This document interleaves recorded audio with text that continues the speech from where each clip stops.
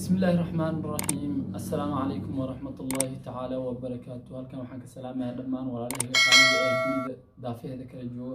وحايد الله. السلام عليكم ورحمة الله تعالى وبركاته. كل سنة وأنتم طيبين وإذن الله هاي رمضان مبارك. ولا ليال ولكن حسن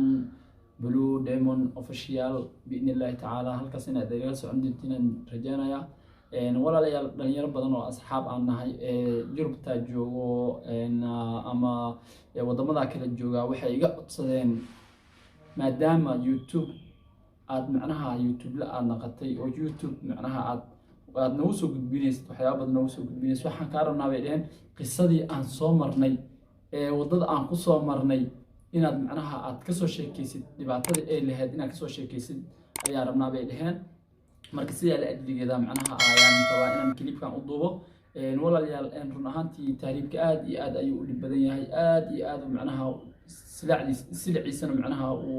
uu adag yahay yani dhibaatooyinka faraha badan ee lagala kulmo taariibka wax halka laga soo koobi kara ma aha walaalo horta taariibiye badan waan soo maray Sacuudi Carabi baan u taariibay bad baan maray ilaa iyo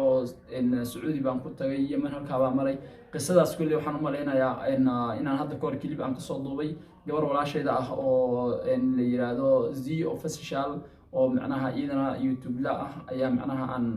aan ku soo tabiyay qisadan labaad waxa waaye tahriibkii aniga aan markaan soo tahriibay aan ka soo baxay South Sudan ilaa iyo Liibiya yaan tagay dib baan soo celiyay hadda tan qaasatan Masar baan joogaa dhibaatada aan kala kulmay taariibkaas wuxuu ahaa mid aad iyo aad u xun buu ahaa walaalow aad iyo aad u murugo badan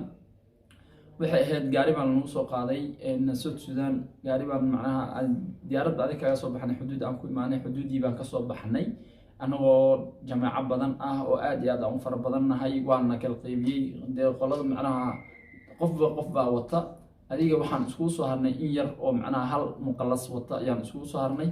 adiga waana soo kaxay waxaan soo marnay meel yiraahdo magaalo Booxaad la yiraahdo oo magaalada Khartoum ay u jirto 100 kiiloomitir u jirta yaalna keenay sida iyadoo ay tahay baa waxa dhacday in laga soo kaxeeyay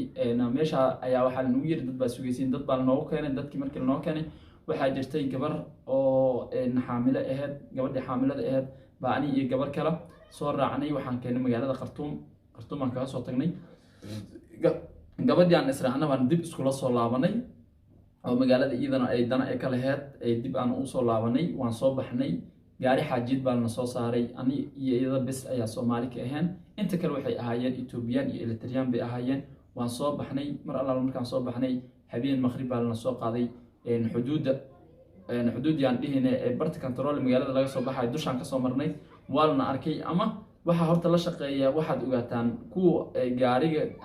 muqallasiinta ay ku soo saareen gawaarida xaajiyaasha lagu soo saaray waxay la shaqeeyaan kuwa controlka la shaqeeyaan askarta la shaqeeyaan askartaas oo ah in macnaha ay u bareeraan inay kufsadaan gabdhaha ay baartaan ay waxay doonaan ay ka sameystaan waxaan la soo marsiiyay meel controlka banaankiisa oo ya dushan laga soo marsiiyay laamigan ku soo dhacnay gaari Cabdibilaahna soo daba dhigtay oo macnaha ciidan saaran yahay gaariga Cabdibilaah markuu soo daba dhigtay soo socday naga daba imaaday qoon inoo yeeriyay mar alla markii aan aragnay anaga waa naxnay markaan naxnay wuuna dhaafay alxamdulillah baan niri alxamdulillah diba ay na dhaafeen in la dhaafitaanka na dhaafeen ma baahan waana soo daba kac gaariga ninka darawalka soo socday Cabdibilaah wadadu ka degay meel dhul saxaro oo banaan oo macnaha shay cabar loo soconay buu nala galay xajiid way ka daba degtay markii ka daba degtay aan talo waaban haystaaba meeshii adkaar ilaahayo ani gabadhi bis Soomaali aan ka nahay inta kala wada gaaro waayo ilaahay baa subxaanahu wa ta'aala ayaan talada saaranay mar allaala markii gaariga Cabdibilaah istaagay sidii macnaha shay inay dagaal galayaan oo kala hal maraysa inta u soo yaaceen gaariga inaga qof walba lugta lagu dhigay qof walba qof la dhigay waalna wada daadsaday markaas waxaan naga baaray maxaa ka kale gabdhaha waxa la sameeyay madaxooda dollar laga raadinay tintii u daban wala furfura inta la furfuro gacanta la geliyo shalab la siila kala daadiyo saalo kala bixiyo ya dollar laga raadiyo subhanallah yani meeshan guri macnaha laga raadinay bal fiiri qof maskiin oo dhibaataysan oo macnaha shay wadankiisa dhibaato kaga soo cararay ayaa hadan dhibaato kale wadada loogu taagan yahay horta waxa idin leeyahay walaalayaal gabdhaha Soomaaliyeed ee soo tahriibay ka waantooba qisada markaa idin dhamay idinka ka waantoobi doona haduu Ilaahay karaan noqdo marka waxa dhacday waalna baarbaartay mar allaal markii la baartay ayaa macnaha gabadhii Soomaaliyeed ani ila socotay maadaama oo aan isxignay ee gabar Soomaaliyeed ee tahay dhiigayga ee tahay waan garab taagnaa mar allaal markii noo yimaado markaas aan dhahay waalna baaray markaas la yiri hay fatashukum alif marra wala takallam ay zul qof aalaadi karto malak kun jaran lidin baaraya haya gabadhii bay mar walba intii loo tago waa la baaraa leeyahay markii waa la baaraa liiraad intii saa loo dadaadiyay lacag laga raadinayo oo hadduu Ilaahay ku rooyahay intii la soo baxay haddana aan le war gabadha hadda la baaray markaas waxaan dhahay ya aqiyaan dhahay nahna muslimiin aan ka Soomaaliyiin aan nahna Soomaaliyiin oo ihna muslimiin aan dhahay ya zul min kaafir Allah bal baxsha lagu lufta bub min kaafir Allah ya kusummak min kaafir ya zul تقول لي أنا مسلم نحن برضو مسلمين قاسان ده خلاص أنا المسلم ما بفتش عند النساء ده حرام عنده معناه مسلمين المسلمين واتها وحن كوير قبل معناه أنا أو مسلم وبارسة بالرمضان الوجرة عنده بالرمضان وصار كلا الوجرة والله بني دي شيء معي هذا هو شبان كذا هاي كلا ما هذا هو باري ومركان الله الله بالبحشة يطالع بب هيه أنا مقوستي هذا واحد على مركز دنبا قبل دي markii gabdhihii markii lacagii la baarbaartay wax walba ay dhamaadeen aad iyo aad macnaha ay wax walba ay u dhamaadeen oo la yiraahday qalaas markii la yiraahdo qalaas meeshii bay macnaha ay baarshadooda ay ku dhameysteen ayay waxay bilaabeen inay gabdhihii farxumeen ay ku bilaabaan gabdhihii waa la wada kaxeystay nin walba gabar buu ku dhigay xariif baa markii gabadhan intuu u soo baxay halkaa qabsaday marka halkaas intuu qabsaday uu soo jiitay oo dhahay nakeen markuu ka xeesto baan dhahay Azul aan inta maashi weynaan dhahay markaas uu yiraahdo uskud inta maalak ايش daqalak maxaa ka galay markuu la dhaqaaqana waan ka daba dhaqaaq wallahi been idin sheegi maayo wallahi waa ka daba dhaqaaqay markaan ka daba dhaqaaqay aan dhahay inta u socotaa buu yiri markaas aan dhahay inta maashi ma cabinta way markaas uu yiri inta ya Azul hoy inta maalagu dhahay inta bali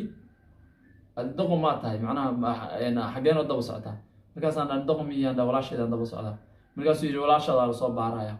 walaashaada la soo baaran ku yiraahdo walaasha hadii la baaray horteeda ku baaran aniga macnaha shaaw gaari laabkiisa walaashay lagu baaray inta ma taagnaanaayee gaariga laabkiisa ku baaran horteeda ku baar maanta dhanaa baaraysiin aan dhahay waxa maanta aad gaari laabkiisa aad ku baaraysid maxay tahay markaas intuu ii soo laabto bahal dharbaaxsha xabadka bubkiisii laabu yiri markaas aan wallahi ma laabanayaan dhahay kaana ana bixtarim kaaki bitaacana bas wallahi alcadiim aan dhahay والله ما بيحترم عنها بعد كده ما بيحترم كاكي عنها يعني أختي هتعمل أي حاجة قدامي والله ما ينفعش عنها والله ما ينفعش لو أنت راجل عايز تعمل مشكلة مع أختي أول قتلتني عنها أقتلني أول لو قتلتني أنا بعد كده قط بنت ده ودي بيتك وبدي عربي بتاعك أي حاجة أنت على مسؤوليتك بس أنا يعني موت خلاص لكن أنا واقف قدامك تشيل أختي قدامي حتى ودي تعمل مشكلة والله ما بصير عنها والله ما بينفع عنها المشيان كوحنا قي هدي معناها وحا أبو ذكر ما عيدنا الجوع لكن أنا قاتل إما أنا أن معناها أودنتو وايو عب قبل ولا شيء هذا الصوماليات هرت هذا الوفور ماي أو إذا أوينسا كو إماتو يعني رقنمدا انت كاد يعني والله بالله تالله بالرمضان الوجرا الله يجمع أقبل بشهر رمضان أنا كنت جرنا إن بين إدين شيئين وحوا يجمع فان أنا أنفان تمام يجمعها لكن وحا أقدر دار ما وحوا جبناها الصومالية جدال جرا الصومالي الجوجا إن هم يقولوا كجران معنا شيء أو التهريب إن التهريبان ميركا سانقط سحرها مران أما بدها مغرا أما ميركا سامران وحا أقدر دار ما وجبنا الصومالية معناها جدال جرت ninka raga dib uu maraa dhibkan uu ka baxaa laba mid ninka raga ama uu dhinta iyo ama uu noolaado hadduu nool yahay dhibkaas uu ka baxaya laakiin gabadha Soomaaliyeed lama noolaan karta mar walba macnaha xusuusteeda uu dhaawacaya markay soo xasuusta tahriib markii la dhaawaca gaaray hadii macnaha shaawo ay la kulanta dhacdooyinka noocaas oo kala alaa xal gabdhihii kala waa la soo wada kufsaday gabadhii ani ninkii qoorta isku galna xariif kala imaaday wuxuu igu yiri yaa Zul inta maalag كلامه كثير زي كده مركز عن داي زول له هو عايز أختي عنده وأنا أختي ما في زول يعني بشيل قدامي أنا مركز وحنقول هاي نكان وحربا ولا شيء ذو ربا نكان عربي فاهمين نكان ولا شيء ذو ربا بامكويري ولا شيء أنا anuu taagan ma kaxaysanaayo habarteeda ka tahay markaasuu yidhi walaashaad macnaha inta halkaa